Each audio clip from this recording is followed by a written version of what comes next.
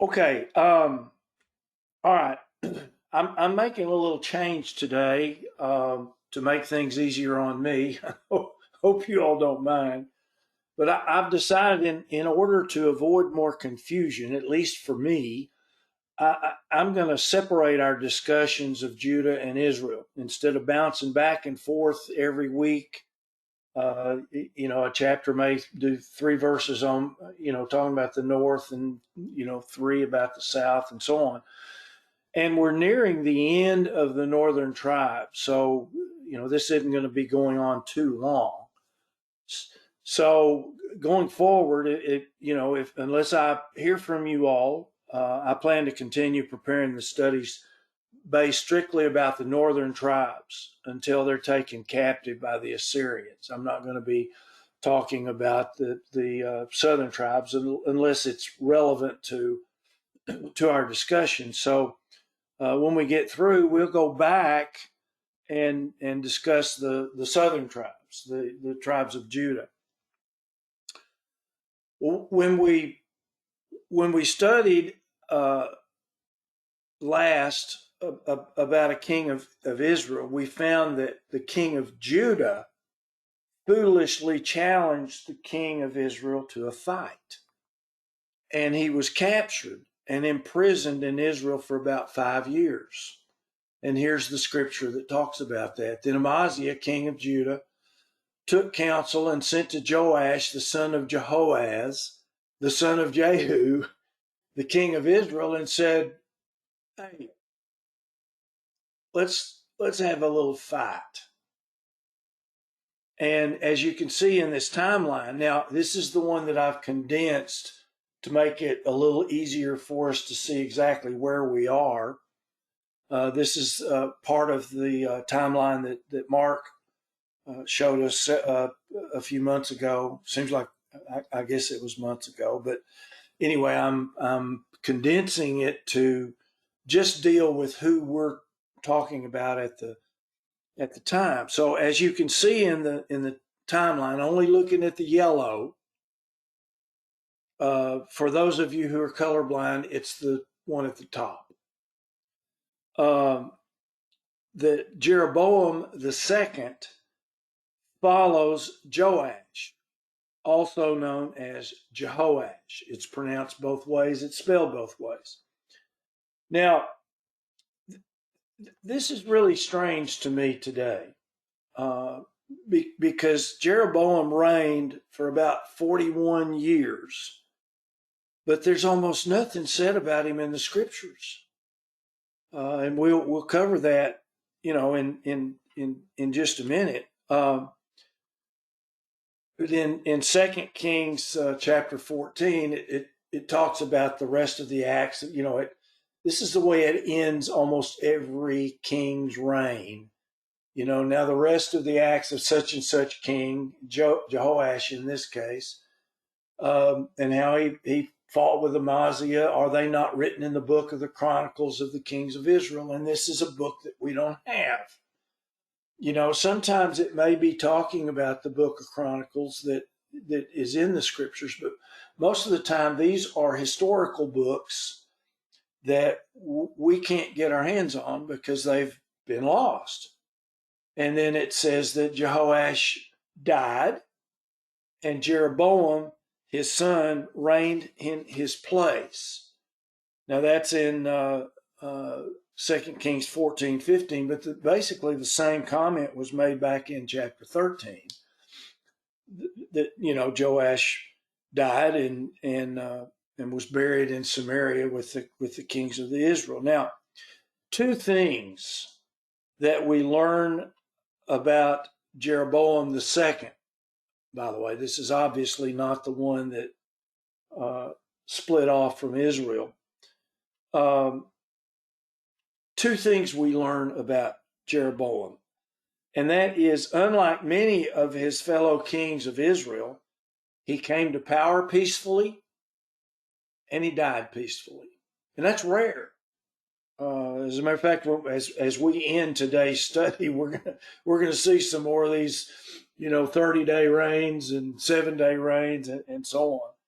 So we have to go to extra biblical writings about Jeroboam II to see what occurred in his 41 years, which to me is very strange that he reigned 41 years, and yet the authors of Kings and Chronicles just didn't have much to say about him at all.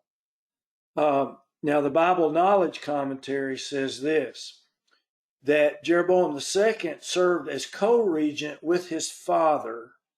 Let me back up here. If you notice, again, it's not a rectangle. You can see that he has a reign that goes under his father Joash or Jehoash. They reigned together for a while. They were co-regents. And he reigned from 793 to 782, which included the years that he was a co-regent. And this was in the 15th year of Amaziah, the king of Judah, and it marked the beginning of his sole reign. So let me go back there for a second. See where Amaziah is reigning, and you can see if you carry that line from here straight down, it's a part of the reign of Amaziah at the same time. Okay, anyway. Okay, he reigned longer than any king of Israel that reigned before him, which is why this strikes me as so strange that we just don't hear much about him at all in the scriptures. Now, spiritually, Jeroboam II followed in the footsteps of his predecessors in Israel, following after the sins of Jeroboam, that he walked in the sins of Jeroboam, and he allowed the people to worship the pagan gods, and he himself worshiped the pagan gods. However, politically, and maybe this is why the writers of Kings and Chronicles didn't have much to say about him, is that he did a lot politically. He did a lot for the nation, but he was a pagan, just pure and simple. He was a pagan. So maybe the writers just didn't care to mention much about that.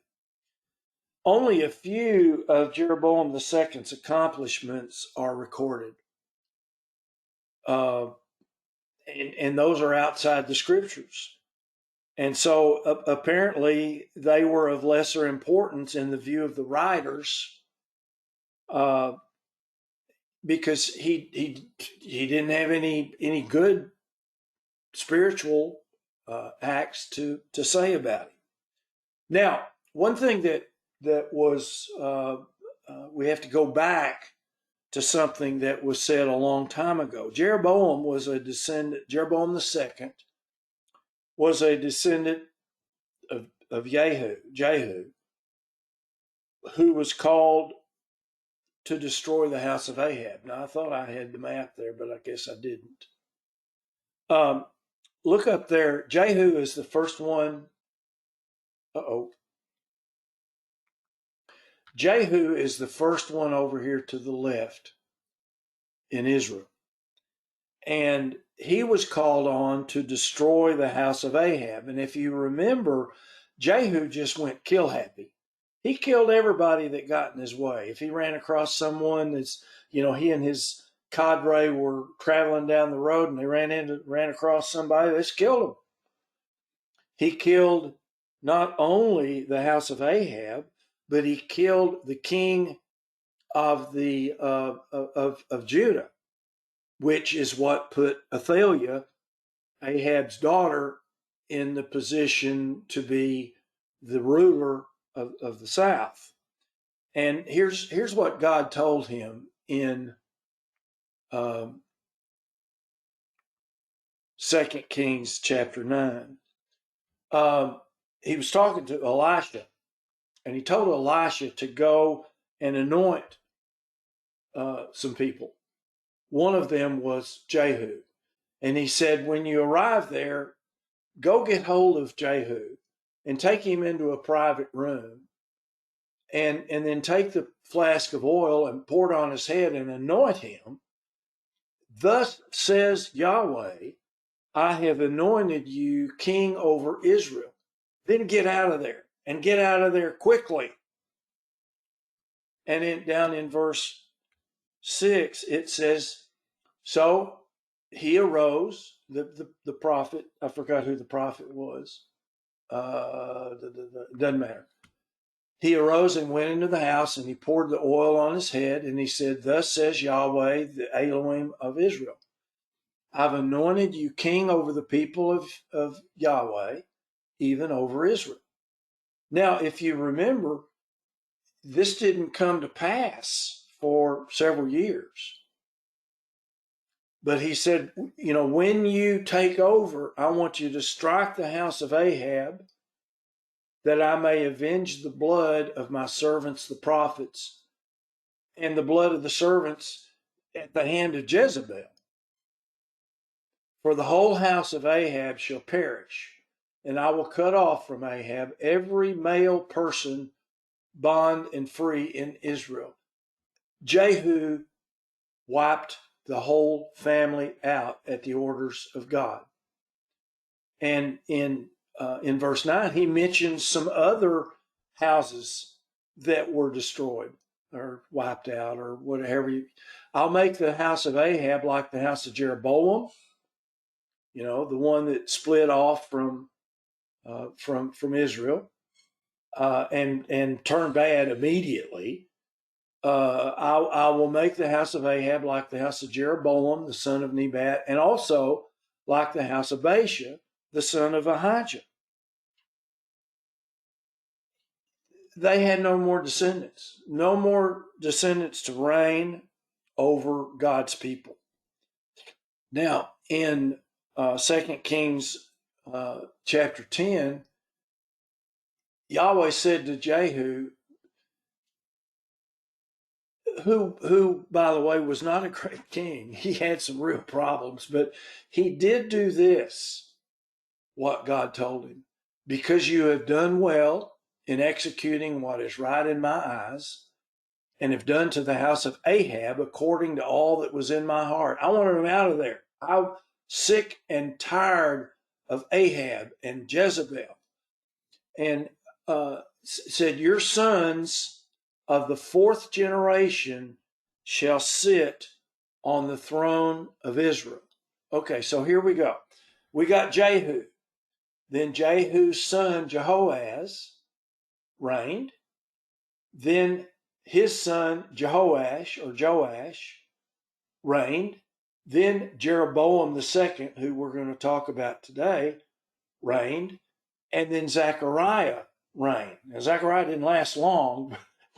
We'll mention that a little bit later. But he did reign. So you don't count Jehu, but then 1, 2, 3, 4 of Jehu's sons reigned over the northern tribes of Israel. Okay. Now, so you can see that Jehu had 4 sons or grandsons who reigned after him. So now let's go back to Jeroboam II, and you're going to find, those of you who've read ahead or already know this, but you're going to find that 7 verses is all we read about a man who reigned for 41 years. This is, to me, as I've said again, I'm sorry, ad nauseum, this is really strange to me. But in the 15th year of Amaziah, who was reigning in the south, Jeroboam II, the son of Joash, king, or Jehoash, they spell his name the same way. I mean, different. He became king in Samaria. Well, that tells us he's the king of the north. And he reigned for 41 years. But like all of the kings before him in the north, he did evil in the sight of Yahweh. And he didn't depart from all the sins of Jeroboam, the son of Nebat, which was a byword that was used against 14 different kings in Israel. That he did not depart from the sins of Jeroboam, who sinned and made Israel to sin. And if you remember going back to King David, David sinned, but he didn't allow the nation to worship the gods of his wives and the nations around them. But here's something in verse 25. He did some secular things, if you will. He did some physical battles. And he was apparently a very strong, very powerful king, but we just don't read much about him. He restored the border of Israel from the entrance of Hamath as far as the Sea of Arabah. And I'll show you a map of this in a minute. According to the word of Yahweh, the God of Israel. And we'll come back to this next line in just a second, but I was blown away when I got to this, which he spoke through his servant Jonah, the son of Amittai, the prophet, who was of Gath Hefer. And we'll come back to that in a minute. For Yahweh saw the affliction of Israel. So as mad, as angry as God got with Israel, and his patience is just unbelievable, how patient God was with both the tribes of the north and the tribes of the south. But for Yahweh saw the affliction of Israel, which was very bitter, for there was neither bond nor free, nor was there any helper for Israel. They were being nibbled at, if you will, by Syria, Assyria, and other nations that came in and nibbled away parts of their nation, particularly the nation of Israel in the north, which you'll see in the map that I have in just a minute. But it goes on, verse 27, as mad as God was, it says Yahweh did not say that he would blot out the name of Israel from under heaven, but he saved them by the hand of Jeroboam, the son of Joash. This is all we know about this guy from what's in the scriptures. Now, before we move on, I told you we'd come back to it. Did you notice that name in verse 25? Now, the rest of the acts of Jeroboam, I went too far, I'm sorry. Verse 25, he restored the border of Israel from the entrance of Hamath as far as the Sea of Arabah, according to the word of Yahweh, the God of Israel, which he spoke through his servant Jonah, the son of Amittai. Now, this prophecy that Jonah spoke is not recorded anywhere in the scriptures. It just says that he spoke it. And this is the same Jonah who traveled to Nineveh with God's message of repentance for the Assyrians in Nineveh. And his hometown Gath Hefer was located a few miles north of Nazareth in Israel. Now, if you're like me, you've always, let me back up. I'm just going to talk about me. I've always thought Jonah was a single message prophet. He was told to go and tell Nineveh, you folks better repent. And he said, no, I'm not going. I'm not going. So God had him swallowed by the fish. And, apparently he was more of a prophet to Israel than we learn from the scriptures. All we know is, according to the word of Yahweh, the Elohim of Israel, which he spoke through his servant Jonah, the son of Amittai, the prophet who was Gath Hefer. Were any of you all aware of that before today? I was not. I'm going to tell, well, I was too. I was 3 days ago.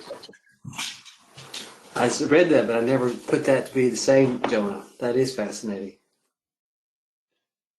Yeah, I mean, I went and checked. I said, okay, wait a minute. It's got to be a different father. I know it's not this guy, but sure enough, and I'll show you the scripture here in just a second. But I was just blown away that here we are. Jonah is a prophet in Israel, and I've always thought of Jonah as a prophet to Nineveh. I mean, obviously he was one of God's prophets, but anyway, so now I've got another timeline here. I love Mark's. This one, um, okay, I'm sorry. Let's go to this first. Um, oh, do I have my notes out of order? Surely not. Looks like I Can I do. make a comment? Please. If you look on the chart, I'm anxious to see the other chart that you're going to bring up. You'll notice that below Jeroboam the second is Jonah, and he has a red stripe. If you go down to the key, a red striped prophet is one to the nations. Yeah. So he was known or was in Israel, but he was, as you said, he was a prophet that had a specific message that God uh, sent him, and God could make things happen like he did. Get the fish to swallow him up, spit him out on the shoreline. And he was, as we know, had a message for Nineveh from God. So just a comment. Notice this red stripe. Right, right. And I did see that. And generally, the word nations has to do with Gentiles, but he was also a prophet to Israel, right? Well, he was an Israelite. I don't know of an. Did I miss something here about did he speak something to Israel? Not only that one thing that he said. Well, I'll have to find it. I've got it in here somewhere. Let me go forward and find that again. Well, it's in verse 25 there. He restored, this Jeroboam restored the border of Israel from, according to the word of Yahweh, spoken by Jonah the prophet. We don't know who he spoke that to. I have to assume that it was to Israel. Uh, but like you say, Mark, we don't know. This is number one. We've got 8 verses that talk about 41 years of Jeroboam the second, and then right in the middle of it, the writer makes a comment about Jonah, and he didn't really tell us what Jonah said, or who Jonah was the prophet of. We Right. know. So yeah, that makes sense, and I wouldn't take we the chart says he was a prophet to the nations. I think there's something in Jonah. Well, I'm misspeaking. I don't know that. I won't say it. That I was going to say that he was a prophet to Nineveh, but obviously that book is all about what he said. I was wondering if there's something contained in there. I'm not sure about that. But the red stripe is not "Thus God saith." It's just probably an indicator of fact, just like Elisha and Elijah had interactions with places beyond Israel, Yeah. right? Yeah, I'll go back to what Ron said, and I know a lot of other people probably said it too. He said, Ron always told me, he said, God didn't put everything in the Bible; He just put in the important stuff. We have all the important stuff in the Bible.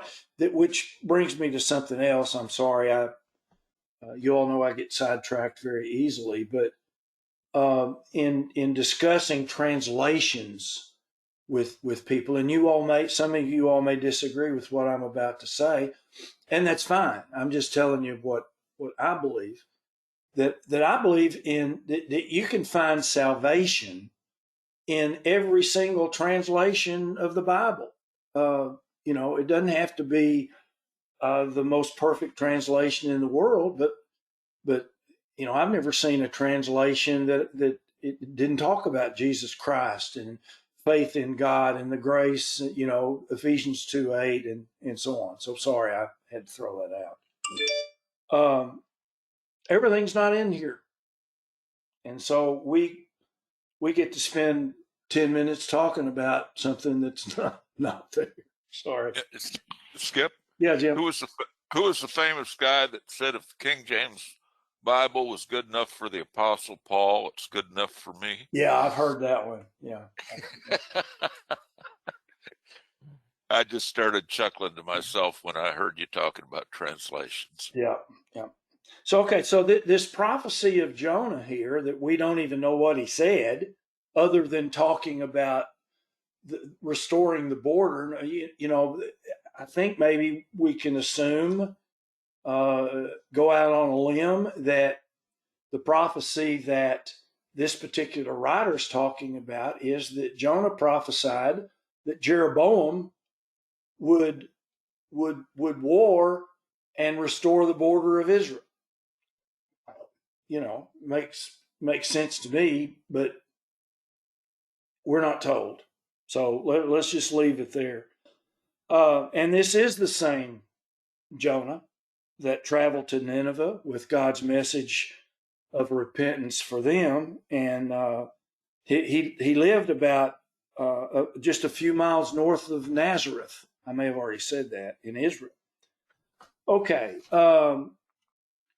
Says now in verse 28, the rest of the acts of Jeroboam and all he did, all his might, how he fought and how he recovered for Israel. Here's another hint of for what he did. How he recovered for Israel Damascus and Hamath, which had belonged to Judah.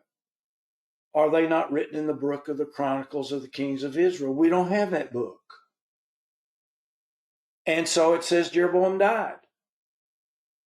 8 verses, 41 years. And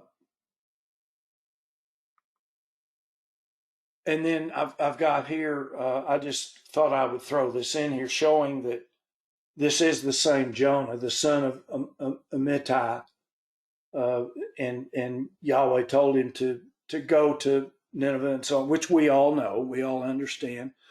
But the whole point, though, is that we need to realize that Jonah and other prophets did more than what we read in the scriptures. God doesn't put every single act, every single word in the scriptures. Otherwise, we'd have a 10 million page Bible, 10 billion page Bible, whatever. All right, so here's that other little timeline that I was telling you about. I like Mark's better, but this one is pretty clear as to when the prophets reign. So here we come over here on the right side. This is Israel, and we come home to Jeroboam II, and it shows that Jonah and Amos and Hosea were prophets that prophesied while Jeroboam was the king. Apparently, Jonah and Amos didn't go much farther than that, according to this chart. Hosea, however, look how many kings that he was under, and it's the same on the timeline that Mark gave us.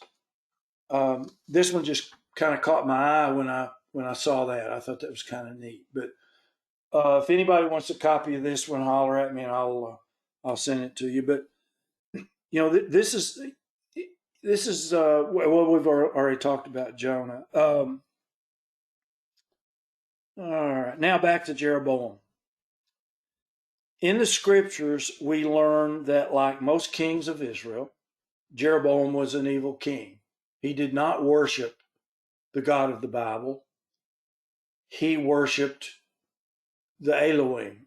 You know, as Michael was mentioning a while ago, that Mark, boy, I tell you what, I learned a whole lot from Mark, and I know he got a lot of his information from Dr. Heiser, but that was big time information. But anyway, we learn that Jeroboam II was a warrior and was used by Yahweh to free Israel from some of her enemies. And then we learn that he died. That's it. That's all we get out of the 41 years based on what's in the scriptures.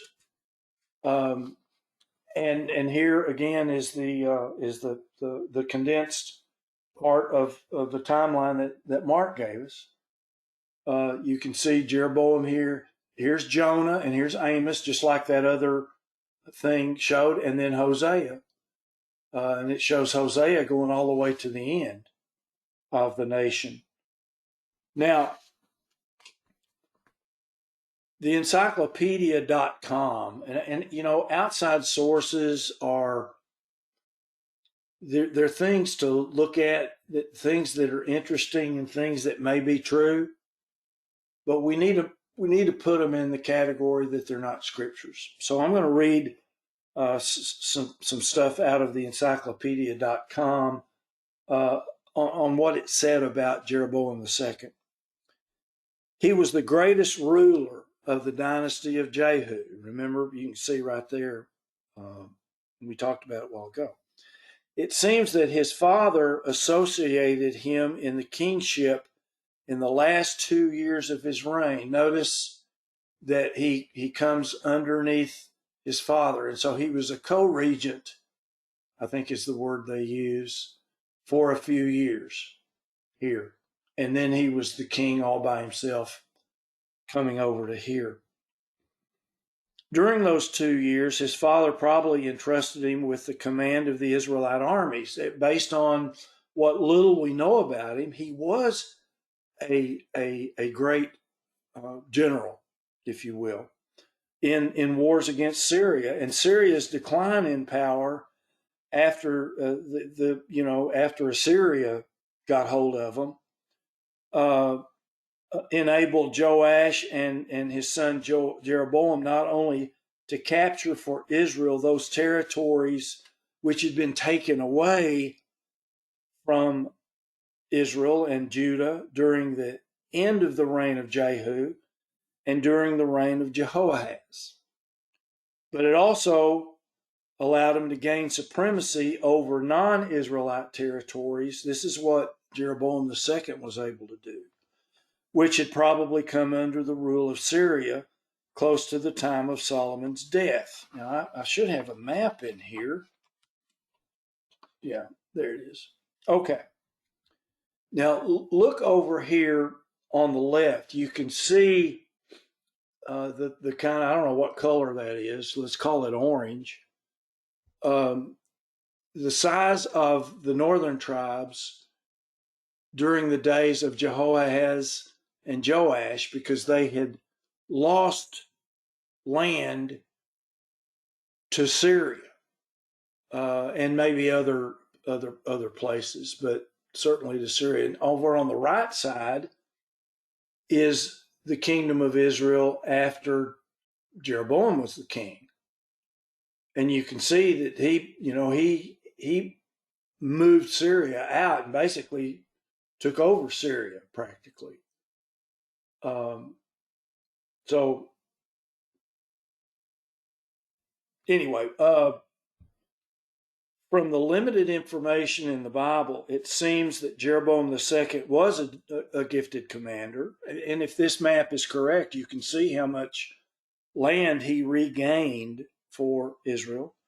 And he was an able organizer who succeeded in elevating the kingdom of Israel to a let's call it a last climax before its fall, because they aren't going to be around much longer. I think it's like 50 years is all that's left of the northern tribes of Israel.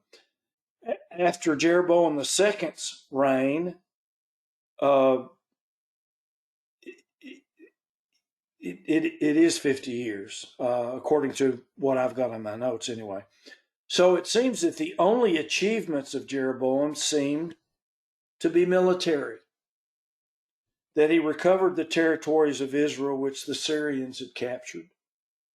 And he also captured Damascus, which was the capital of of Syria. And so this map that I have up here on the right side shows the expansion of Israel during the reign of Jeroboam II. And I know that's not the greatest resolution in the world, but it's the best map that I could find. Okay, now we're at the end of Jeroboam. Now the rest of the acts of Jeroboam and all that he did and his might and how he fought and how he recovered for Israel. Here it is again. Apparently, all he did, besides worshiping the pagan gods and allowing Israel to, and so on, but from a secular standpoint, from a kingly standpoint, he fought and recovered land for Israel, which had eventually, earlier belonged to Judah, and said, aren't they written in the book of the Chronicles and other, this book that we don't have again? And then it says Jeroboam died and slept with his fathers, even the kings of Israel. And Zechariah, his son, became king in his place. This is not the guy that wrote the book. He's not the prophet. He is a king. Now, the complete biblical library says this. This chapter, chapter 14, closes with a brief notice of the 41-year reign of Jeroboam II, from 793 to 752 BC.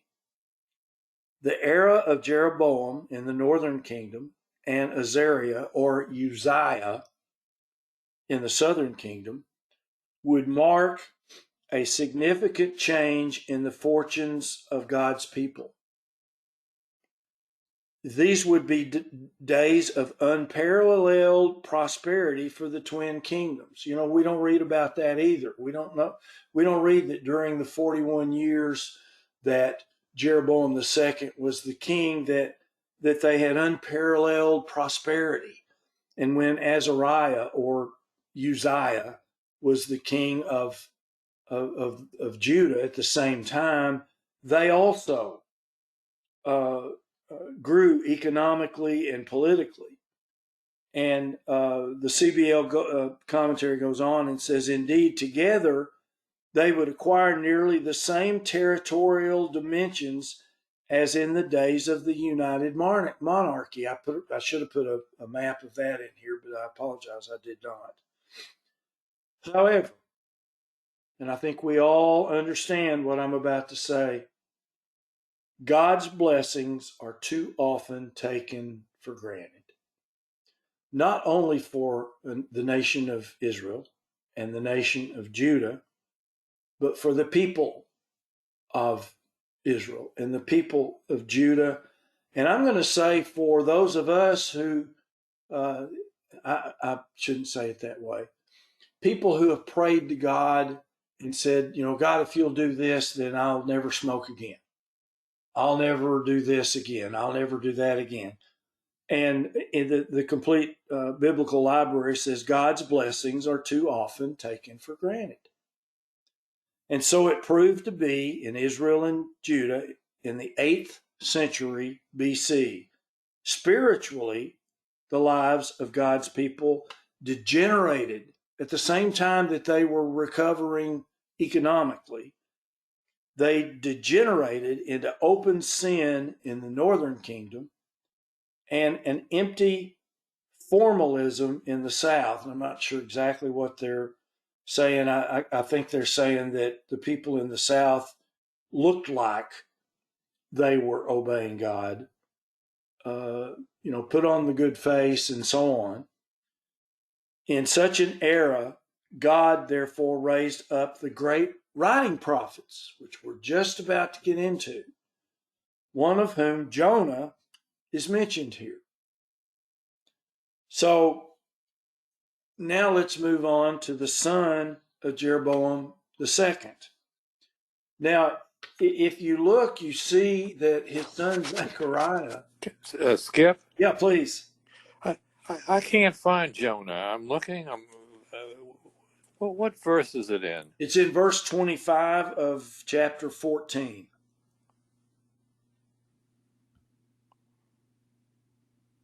Okay. And it doesn't tell us much except that he may have prophesied that Jeroboam II was going to take over, some land, and we don't know what else. All we know is that he went to Nineveh. We know that. Did you find it?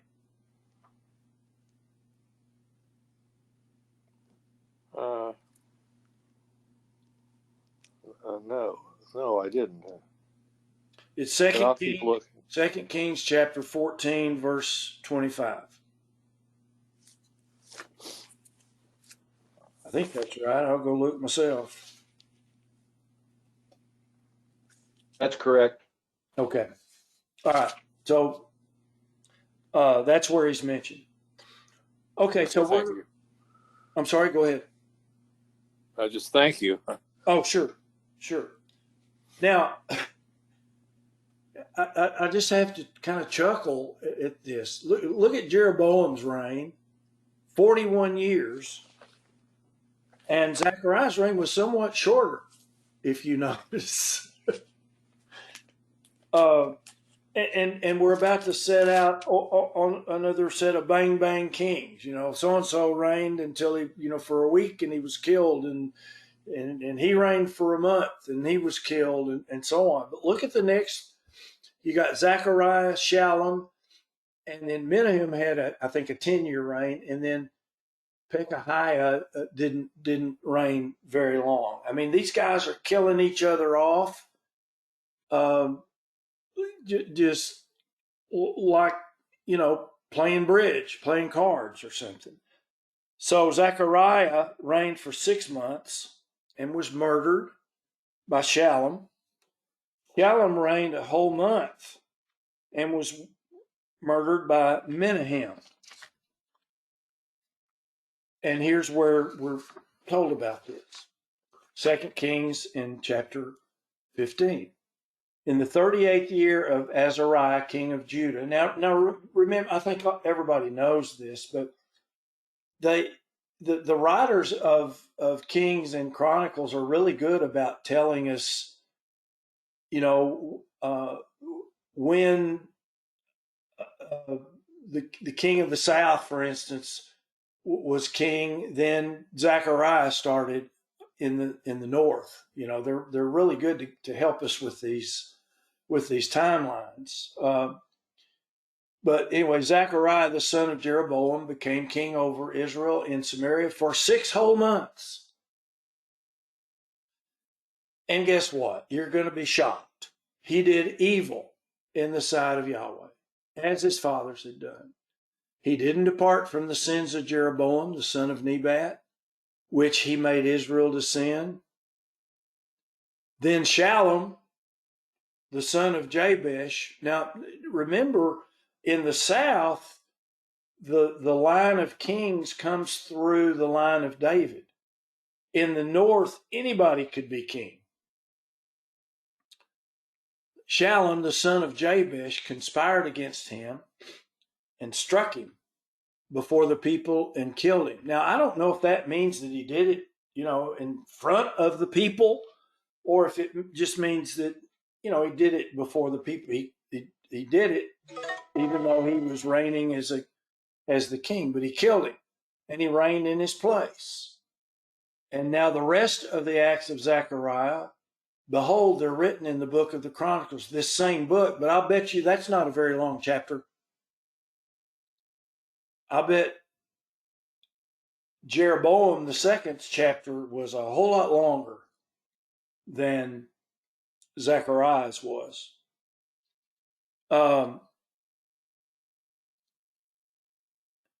Now, okay, I've gone back to actually it is the next verse. It's verse 12, but it reminds us again that Yahweh promised to Jehu that he would have 4 descendants sitting on the throne of Israel, and it was so.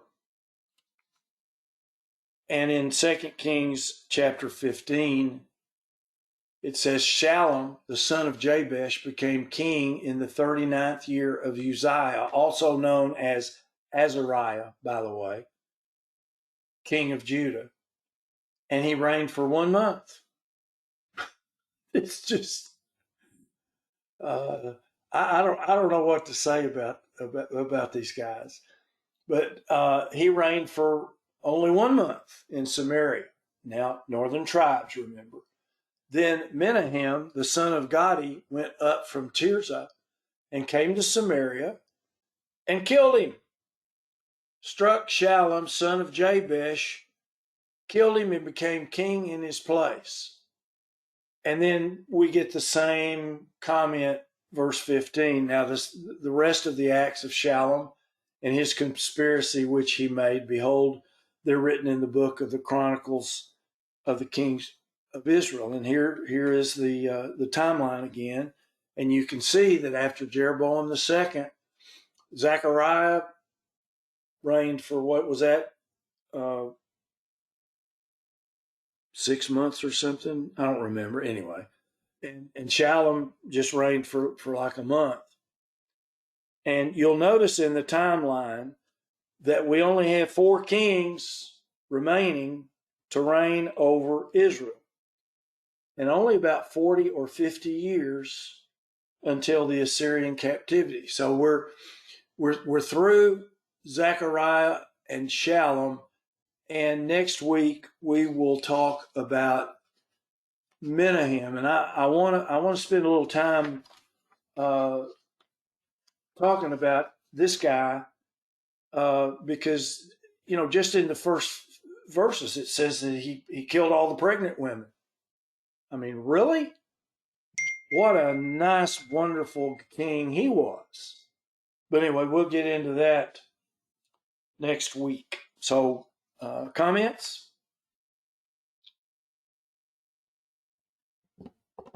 From an historical perspective, this kind of political upheaval that you're witnessing is very common in a culture or civilization that is in decline, heading to collapse.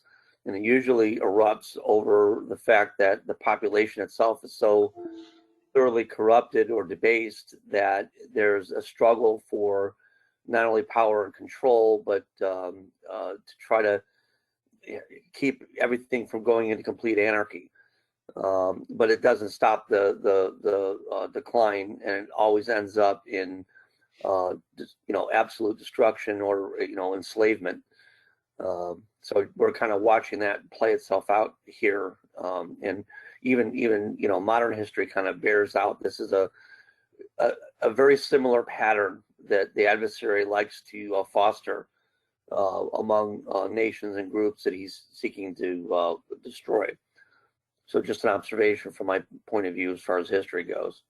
Yeah, and don't we see that, and particularly these days, the last 50, 100 years, he who controlleth the military controlleth the nation.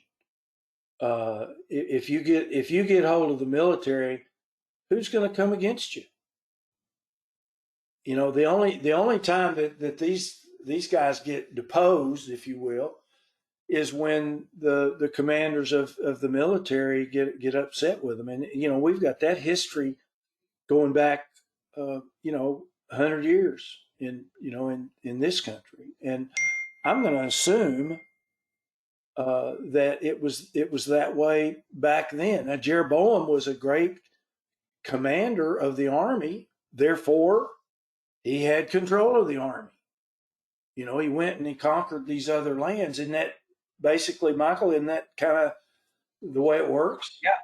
Yeah. I mean, basically, from a secular point of view, I mean, a debased or weakened military system, or if a person in leadership does not have the command of the military, the respect of the military, this is the kind of upheaval that you get. You could look at all the tribal wars in Africa and see how that plays itself out in very similar fashion.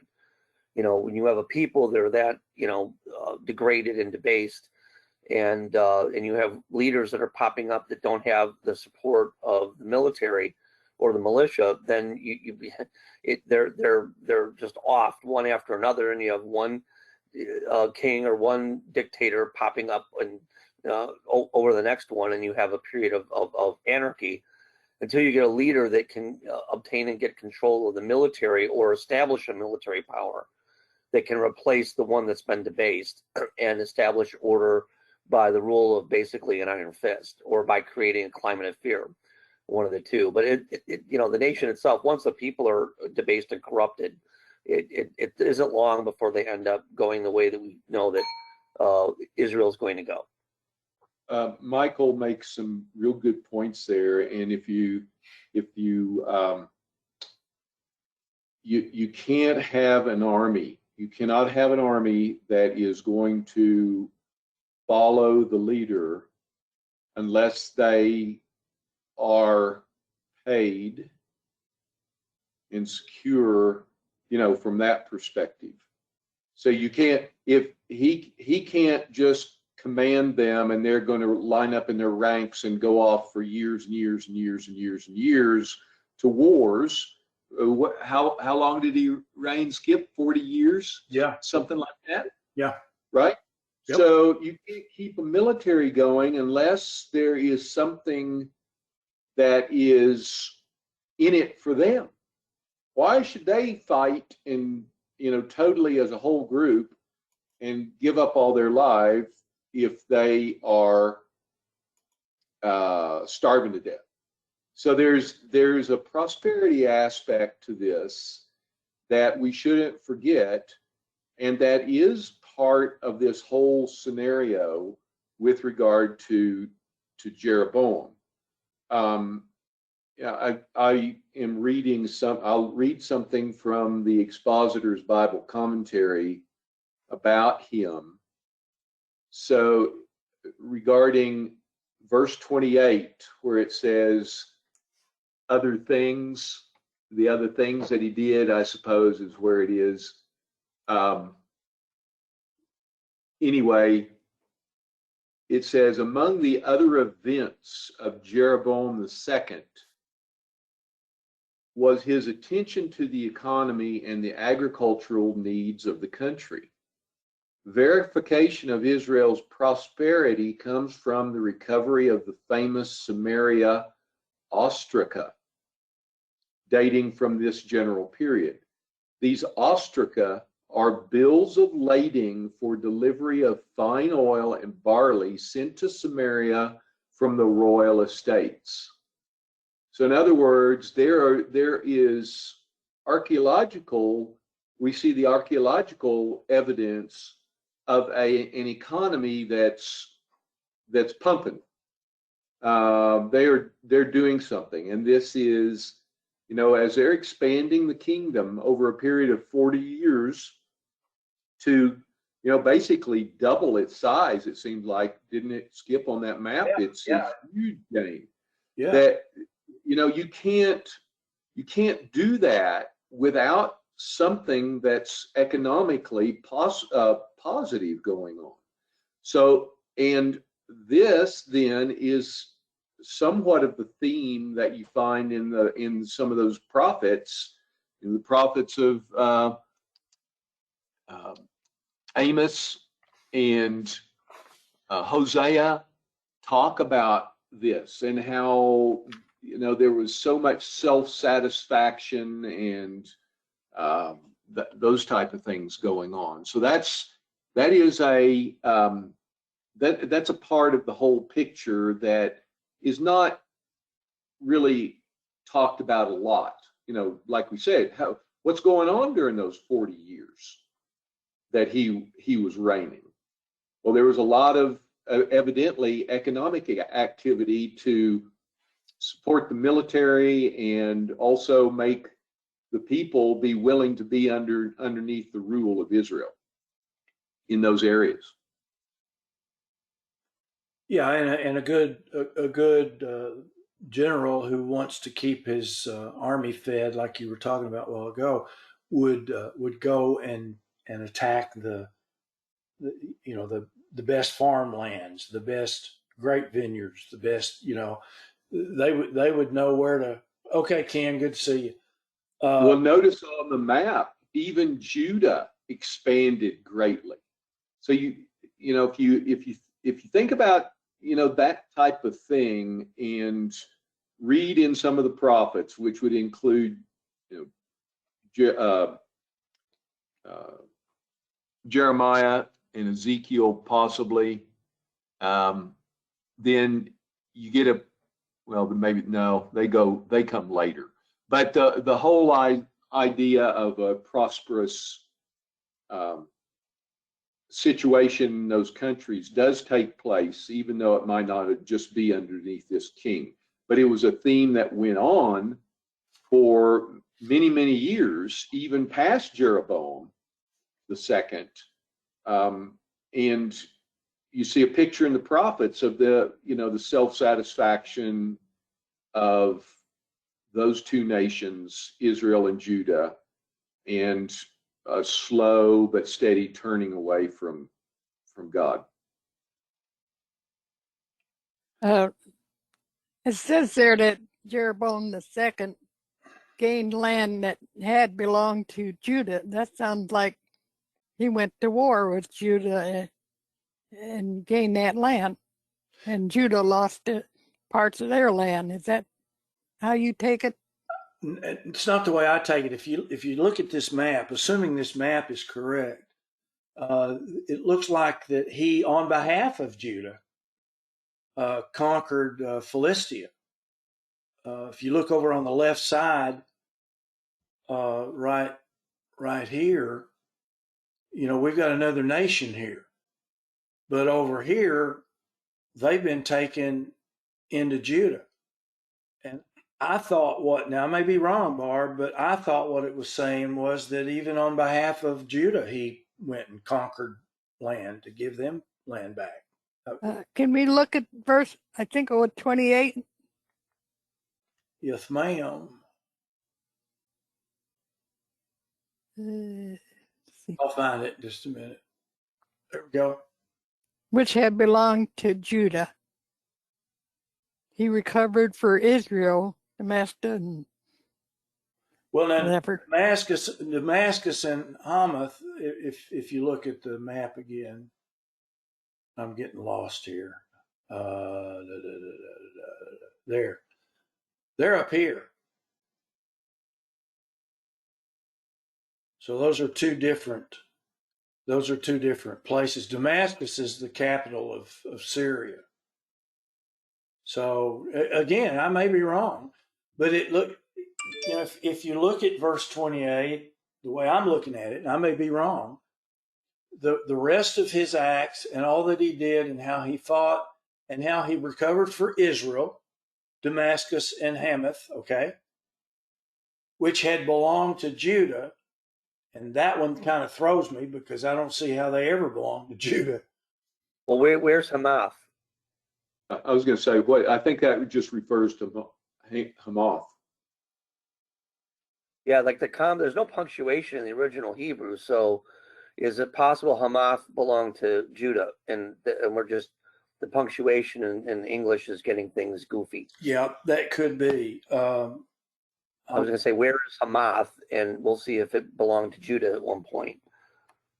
Okay. Because Damascus for Israel, yes, that makes sense based on where it's located.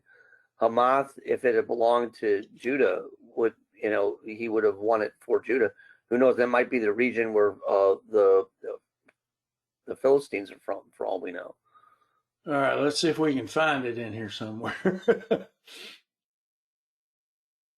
uh,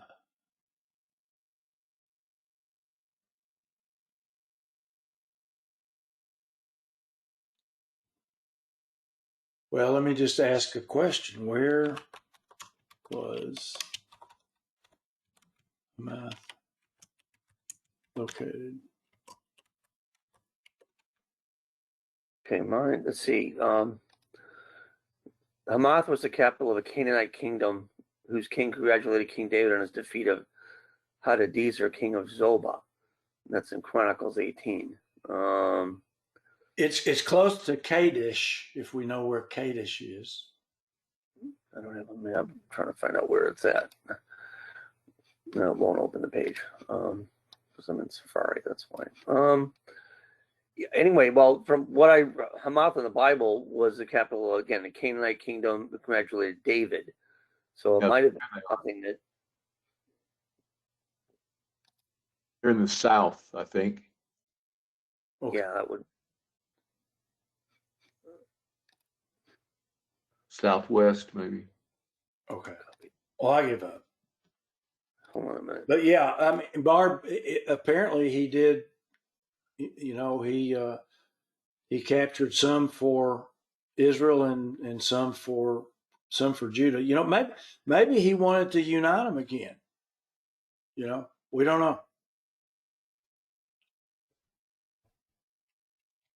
So I will quit with my unlearned pronouncements.